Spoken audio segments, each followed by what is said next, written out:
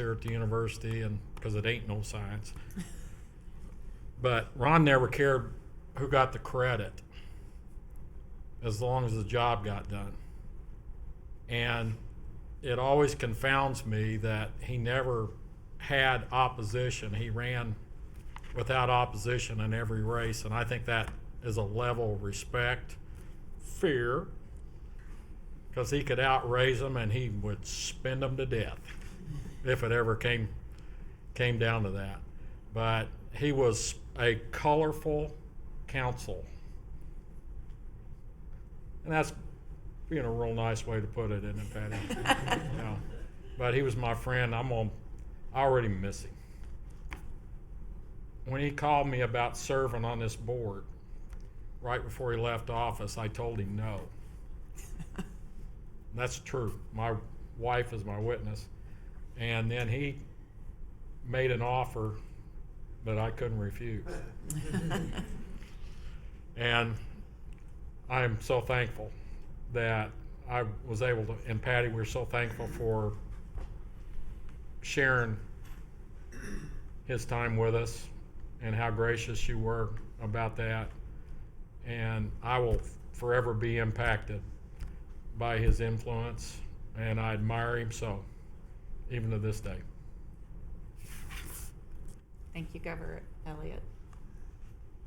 Governor Gibson. So, Patty, I want to just echo what T. Mark said. Thank you so much for allowing us to have a little piece of Ron all along the way. And thank you for your service to this community as well. Thank you all. We're presenting this resolution today. It's been attested by myself as chair of the Missouri Southern Board of Governors and by Dr. Van Galen, the president at Missouri Southern State University. And at this time, I would ask for a motion to approve the resolution of appreciation, honor, and respect for Governor Ron Richard. So moved. Thank you, Madam Governor Chairman. Rosenberg. And I'd like to second that. Thank you, Governor Elliott. All those in favor? Aye. Opposed? Resolution carries. Thank you. At this time, we'd like to present the resolution to Patty.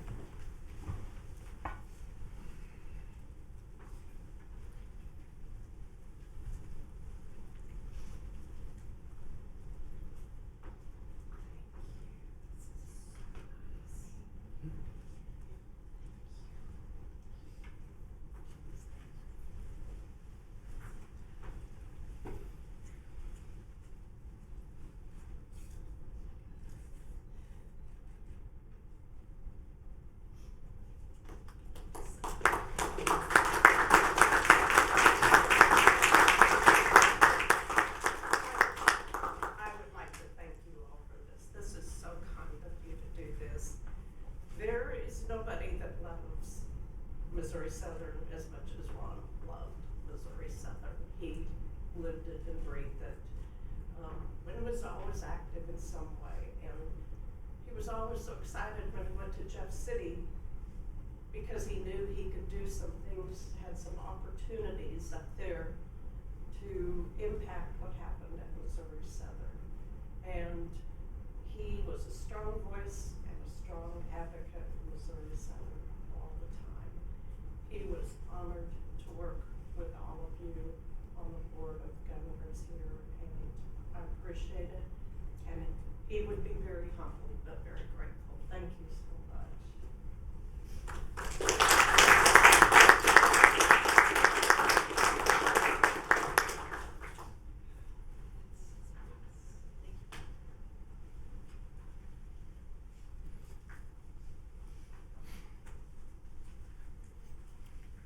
I just saw that. The two ribbons. That's good. You saw what? The two ribbons they put up on his picture. Okay. We are on to our board reports.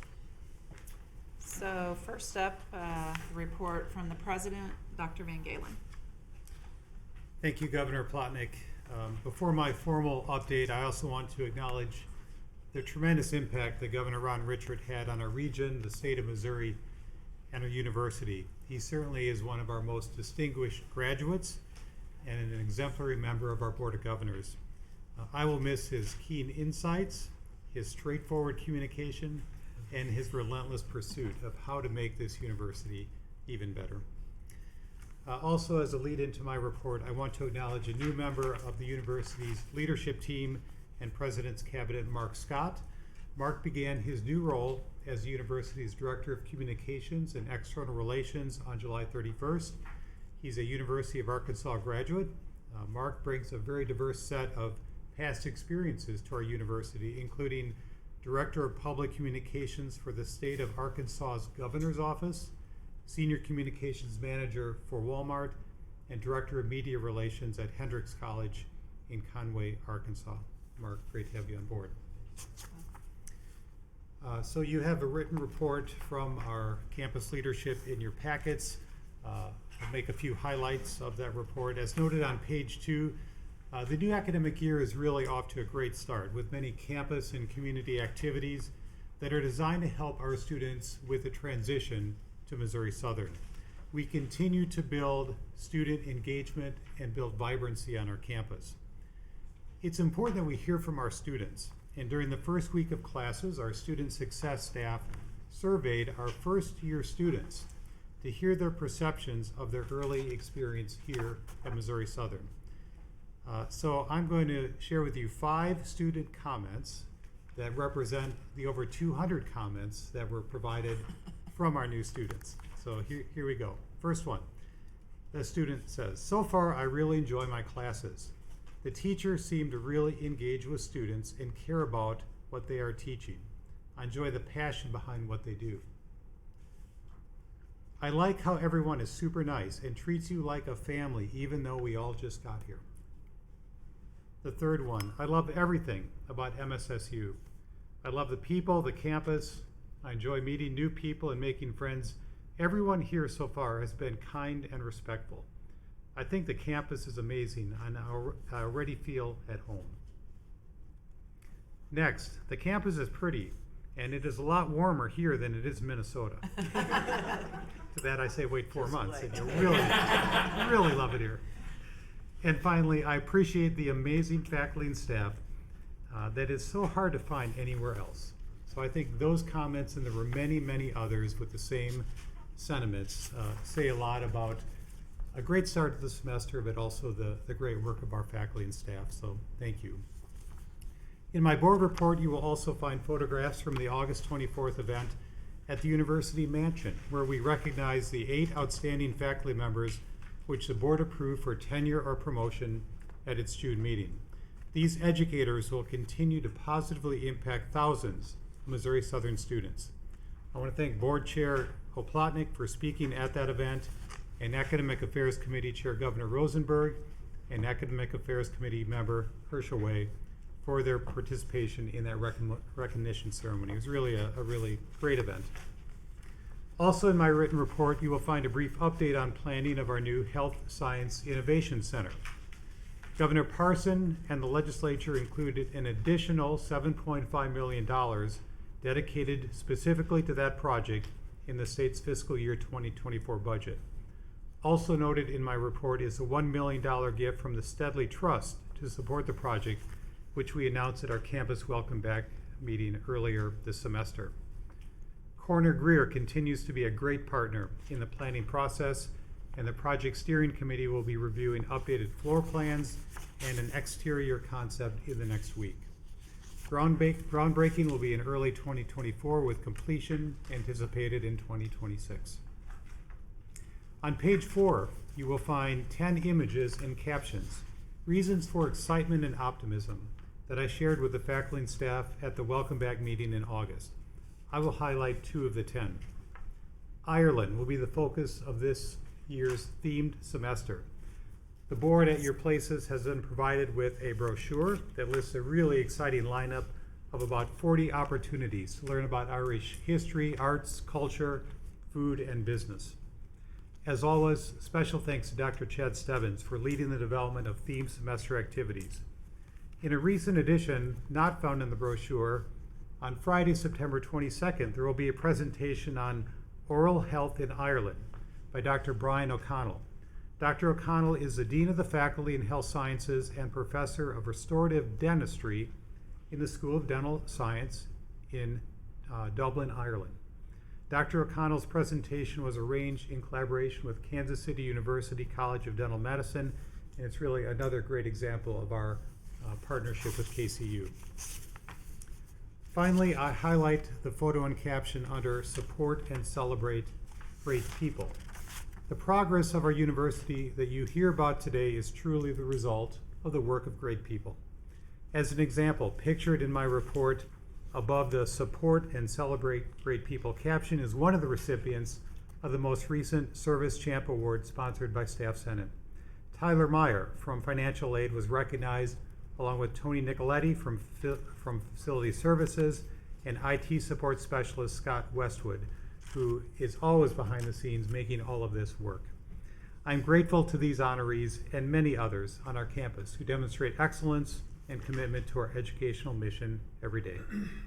Governor Plotnick, I express my gratitude to you and the board for your service and commitment to Missouri Southern as we look forward to another great academic year together. This concludes my report. Thank you. Thank you for your report, Dr. Van Galen. Any questions for Dr. Van Galen? Okay, thank you. Next, Executive Vice President, Dr. Brad Hodson. Thank you, Governor. Good afternoon. I would like to begin with an introduction. I'll ask Jeff Bowman to please stand. Jeff is our new Director of Facility Services. He joined us just Tuesday. He will oversee custodial, mechanical maintenance, grounds, trades, transportation, key control, and capital construction. He comes to us as the Physical Plant Director at NEO College in Miami, and prior to that, he spent 19 years in facilities management at Leggett and Platt, and 15 years at Ozark Christian College. And so please welcome Jeff Bowman. Welcome, Jeff. Also in my report, you have a summary of the 8 projects that were selected for year 1 of the 3-year facility improvements plan. That is due to the funding that this board allocated in the fiscal year 24 budget that was adopted in June, I believe. On page 6, you'll see the 4 categories of projects: instructional spaces, infrastructure, safety and security, and wayfinding. And so we will begin to determine the scope of those projects, get some preliminary pricing, put it out for bid. Our goal is to be shovel ready, particularly on the 4 instructional space projects by December 31st, so that they're only offline 1 semester for actual construction. The others, such as Young Gym Roof, will be larger projects that may take a good part of the fiscal year. But we are moving forward with making those projects a reality in the coming 10 months. And Governor Plotnick let me know, I had not seen it this morning, but on page 7, the monumental sign there on the right, it was installed today. It was half up when I came Half through. up, so that's very exciting. Thank you. And then also on page 7, you will see the biographies and the photographs of the 7 new foundation board members that were welcomed at the August meeting of that board. That's my report. Thank you. Any questions for Dr. Hodson? I do have one quick question. Under instructional spaces, you have the science annex. You're preparing that structure for sale. Is that the last mobile instructional structure we have? I believe it is the last, and it was acquired to facilitate the renovations of the science labs in Reynolds Hall. And once that project was done, its immediate need was completed. And so someone else can absolutely find use in that, just as we did during that construction project. Great. And I will say I'm glad the sign is changing. It's the same sign that I've been gone 35 years. It was still the same when I was here 35 years ago. So I'm anxious to see what it looks like when I leave today. So congratulations. Any other questions for Dr. Hodson? Thank you for your report. Next, Provost and Vice President for Academic Affairs, Dr. Toms. Good afternoon. I would also like to begin by introducing 2 individuals who are no strangers to Missouri Southern. but who assumed titles on July 1st. First, Dr. Elka Howe has been a faculty member here for a number of years and most recently served as chair of the Department of Technology. She is the new dean of the College of Business Communication and Technology as of July 1st, and we are excited to have her in that role and look forward to great things from her and the college. Ms. Betsy Woods has been at Missouri Southern for, Betsy, I can remember, 17 years. I had 16. She began working in the registrar's office, then transitioned to IT. In January, I asked her to become the interim director of institutional effectiveness, a position that had been vacant for over 2 years. She jumped in and started providing expertise in our mandated reporting and data, and has been instrumental in helping provide data for a number of initiatives, most recently for our HLC assurance argument. Beginning July 1, the interim was removed from her title, and we are thrilled to have her. Thank you, Betsy. On Tuesday of this week, drum roll please, Missouri Southern received a letter from HLC related to the assurance review 4-year update, and I quote, "This letter serves to inform that Missouri Southern State University has successfully completed its open pathway assurance review with no recommended monitoring." And it did not even have to go to the IAC for a vote. So we are done. Yes. We are obviously thrilled with this outcome, as it means we demonstrated that we sufficiently met all criteria of accreditation and will not be required to provide any other actions or report except for our quality initiative proposal, which will be submitted next year. I would like to publicly thank Dr. Wendy McGrain for her diligent work and long hours to prepare the 35,000-word assurance argument that provided over 2,000 pieces of evidence. It was a beast.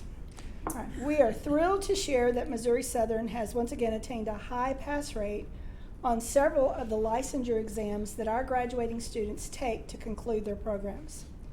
In the health sciences, 100% of May graduates in nursing, dental hygiene, radiology tech, and paramedicine passed their licensure exams, 100%.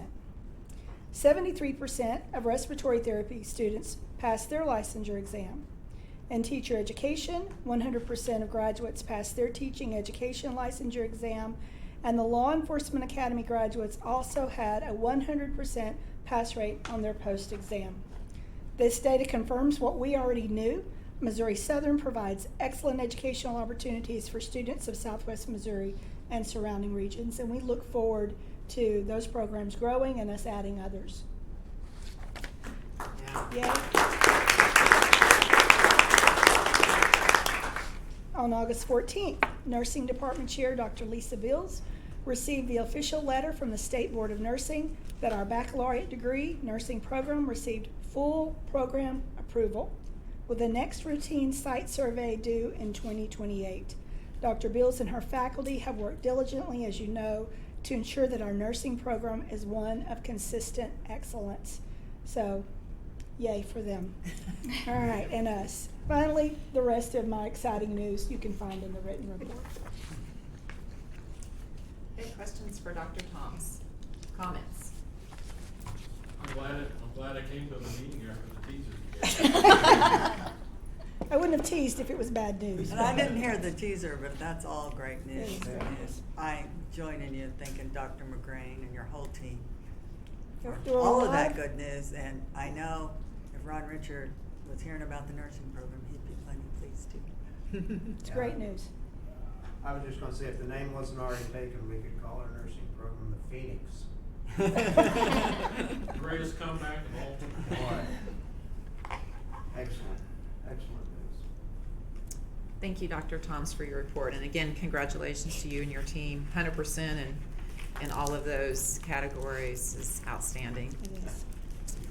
We look forward to hearing the same results next year, hopefully. So No pressure. Yeah. congratulations. Thank you for your report. Onward and upward. Yes. Okay, next, Chief Financial Officer and Treasurer, Ms. Linda Ice. Thank you and good afternoon. I'll start my report with it's audit time, and we are still in the throes of closing out fiscal year 2023. The auditors have been on site doing field work. We continue working with a lot of year-end entries that are being done, implementing a new GASB that needs to be put on the books. we are very much on track to present at the November 2023 board meeting, and look forward to sharing those results with you at that time.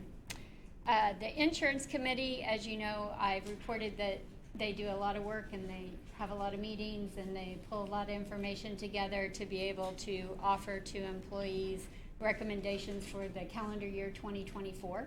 And that information has gone out to the employees for them to have time to prepare for open enrollment, which will be October 18th through October 31. We do want to remind employees that there is still time to work on your wellness incentive points. And if you achieve 400 wellness incentive points, then you receive a monthly $25 wellness incentive towards your insurance cost. So there's still time to get that done. Dr. Van Galen mentioned 2 of the top 10, and one of those was supporting and celebrating our employees. And we do have great employees here on campus, and we do have opportunities for them throughout the year for training opportunities and engagement opportunities. And for me, one of the best engagement opportunities we had was welcoming students back with the Spirit Tunnel and the pep rally. What a great way for employees to be able to engage with students. As Dr. Van Galen says often, they're a reason why. And we have a lot of great people here, and it's nice to see everyone come out and engage with students. We will move over to the financial statements, and it's for the period ending August 31 of 2023. And the cash graph shows a cash balance of $19.6 million. Cash in the bank this morning was $31 million, and that is because this week was financial aid disbursement week. Refunds out to students, also paying on their accounts. So we've got a lot of happy students in the community this weekend. Our statement of net position will show that our assets are at $199 million. It is also time for our semi-annual bond payment, which will be made next week. And that is about a $2 million payment that will go out. We have liabilities of $135 million, and that gives us net assets of $64 million. We then move on to the SHRECNA, which is the comparative statement of revenue, expenses, and changes in net position, and we look at the difference column comparing this year cumulative to last year. Operating revenues show an increase of $942,000. We have an increase in tuition, and that is from some of our rate changes, and auxiliary is also up. As you know, we have been able to use the bond proceeds to update some of our residence halls, and so we were able to open up and have additional occupancy, and that is showing in those numbers. Our operating expense had an increase of about $615,000. A chunk of that is timing on our property insurance. We paid that a little bit earlier this year, plus there was an increase of about $200,000 additional on our property insurance this year. As you know, claims worldwide are significant, and so we have seen the impact of that, and then paying the full entire invoice in the month of August versus September when we did last year. So we see that increase in there. We do see savings of the health insurance, and that is where we were looking at. We changed our carrier over to Anthem, and so we are seeing some of the savings there from that change. Non-operating revenues show an increase of $437,000. You can see our appropriations, the base increase that we received this year from the state, a little over $300,000. Investment income, not great for mortgages, but great for the investments in the bank. So we are seeing money coming in from the investment income. Other revenue shows an increase of a little over $900,000. A big piece of that is capital gift and funding coming in for the Health Science Innovation Center. Income before other revenues, the current year is at $13.6 million. Prior year was at $12.9, so we have an increase of a little over $700,000 between the 2 years. That concludes my report. I'll answer any questions. Questions for Ms. S. Governor Haley. Make a motion to approve the financial statements. We have a motion to approve the financial statements. Do I have a second? Second. All those in favor? Aye.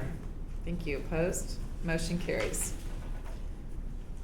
Any other questions for Ms. Seiss? I might ask, I know you mentioned the investment income. Yes. What are we getting paid on the cash roughly now that rates have shifted? The latest month was at 5.4%. Great.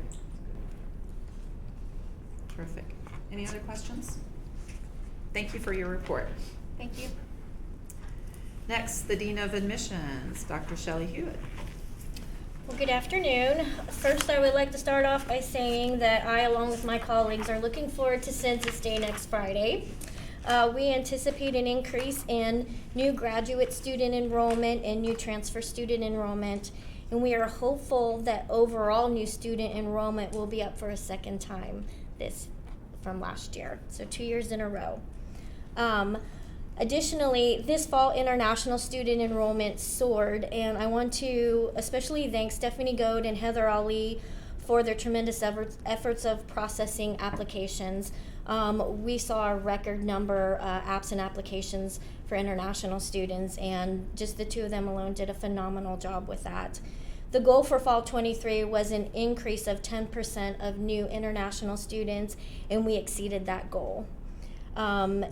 Also, some exciting news is that we have 33% more degree-seeking international students than we had last year, and so that means freshmen and transfer students who are going to be here for more than 1 or 2 semesters. So that's really exciting for us, and we are looking forward to that student population growing.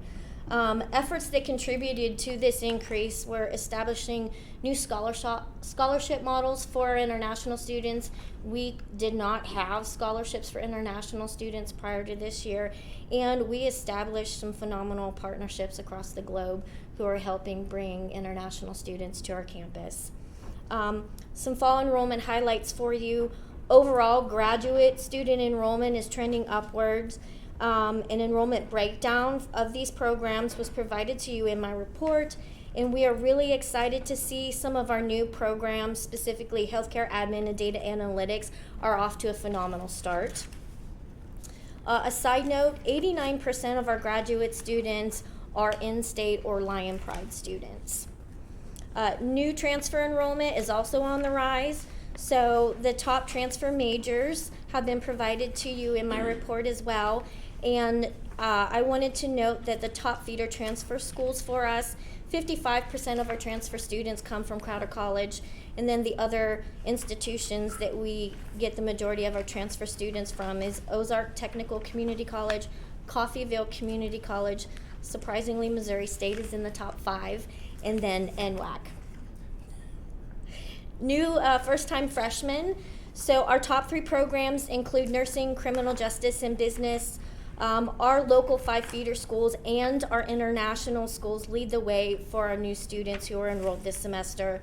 Initiatives this year include Missouri Southern taking enrollment teams to many of our local schools and enrolling them early, contributed to our enrollment of our freshmen. And 8 of the 11 schools that we visited are on the list that was provided to you. And then finally, our new website redesign is live, and I want to thank Reed Williams, the URM team, and several of the IT staff for making that possible. It was a long road, sometimes a difficult journey, but we finally made it. The website went live August 24th. This website was designed to be an additional recruitment tool for Missouri Southern and also enhancing the overall user experience, and we've had a lot of positive feedback thus far. We do still have a lot of updates that we're working on, and URM is scheduling meetings with all the individual departments to customize their content. And so this is an ongoing journey for us, and we're excited that we're finally at this point, and I think that our students, staff, faculty, and the community are really going to like what they see when they go to our website. That concludes my report, and I'm happy to answer any questions that you have. Questions for Dr. Hewitt?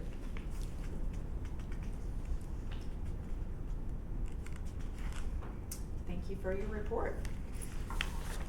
Next, Director of Athletics, Mr. Rob Mallory. Thank you very much. Relatively brief report from me this go around as fall sports are just getting underway. I do want to shout out a Big win for the football program last night, and fast starts to the fall from volleyball, women's cross country, and women's golf. My report begins on page 20. We'll start with just highlighting Southern Fest and the success of that event. Once again this summer, it's our largest annual fundraiser. This year brought in approximately $115,000 to benefit our student athletes. We had 160 golfers who braved the rare July rain at the Rod Smith Golf Classic. Ended up being 2 great days of golf, and then 375 attendees made it to downstream for the Green and Gold Gala. Great event overall, and look forward to that next year, July 11th through 13th. Once again, over 3 days. A brief update on MIAA membership. Previously, we had mentioned that Lincoln had announced they were leading the league for the Great Lakes Valley Conference effective fall of 2024. In June, the MIAA CEO Council unanimously voted to accept the University of Arkansas Fort Smith as a full member into the conference. They come from the Lone Star. There will be some impact on sports sponsorship throughout the league that will impact scheduling models as we move forward. Those conversations will begin this month, later this month, and we hope to have those wrapped up and ready to roll out by the end of November. The commissioner continues to want to monitor the landscape from a membership standpoint and has put together a task force of 4 presidents from across the league to continue to vet and evaluate potential membership additions. And then lastly, just to highlight some staff members that have been appointed to MIAA or NCAA leadership committee positions. Our own president, Dr. Dean Van Galen, is now vice chair of the MIAA CEO Council.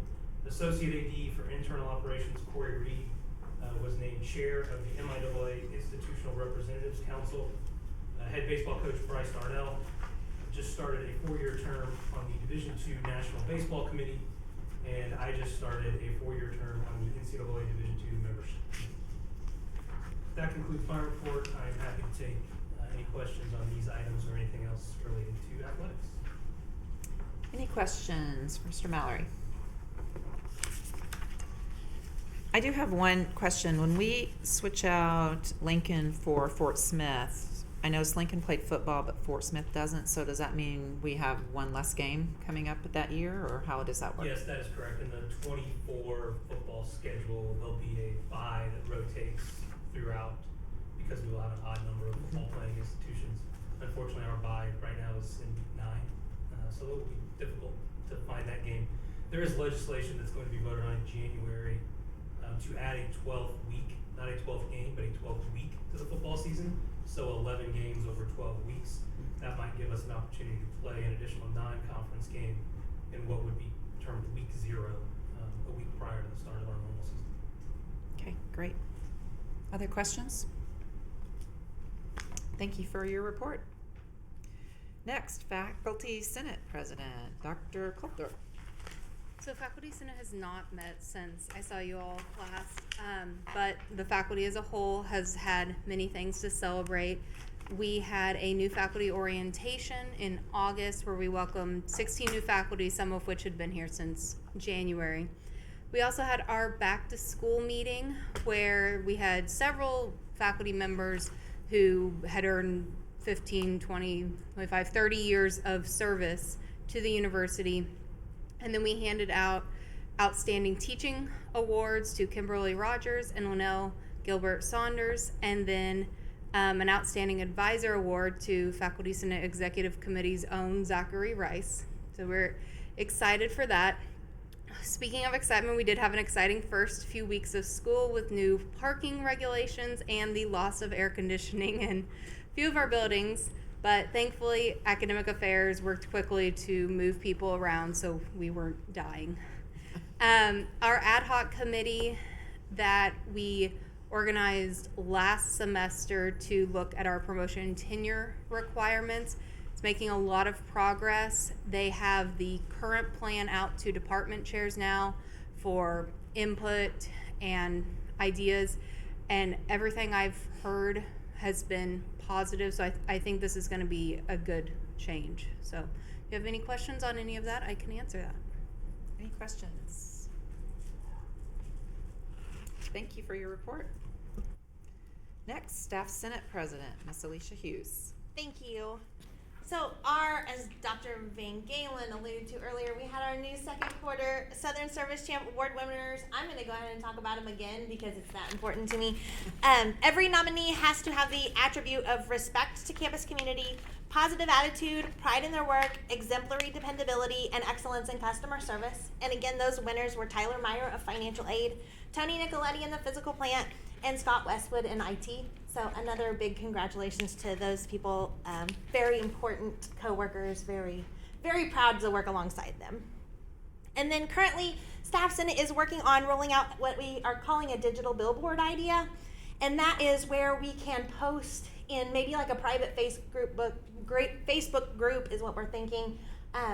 Kind of our engagement photos that we're taking with our phones as we're at the Spirit Tunnel or at other campus vibrancy type events. Or we had a week over the summer where we were wearing silly socks one day, wearing our favorite team shirts one day. Those kinds of pictures where we can post those and kind of boost engagement, make everybody feel like they belong. And then we're wanting to create a swag shop, and the conversation has already started with the Lion Co-op, who has a little bit of space for us, where we can take our Missouri Southern swag that we have, that maybe a t-shirt that doesn't fit or a t-shirt that we don't look good in the color of, and donate that to the swag shop, where somebody else that looks really good in that color or is a size small can wear that later. And just keeping those rotating around for people that need it or want it. And then we're also always discussing other ideas to grow our relationships across campus and improve campus culture, improve retention, all of the other aspects that go along with a sense of belonging. And that concludes my report. Thank you. Any questions for Ms. Hughes? I do have one. Go ahead. Your swag shop, if you get that up and running, will you take external donations? Yeah, absolutely. I'm saying that executive decision. Absolutely. I have a section of green that I no longer wear that my wife wants to get out of my closet. That sounds great. I'll let you know when it's up and running. Perfect. Hopefully Well, by the next time we see each other. my wife will thank you. Other questions? Thank you for your report. Thank you.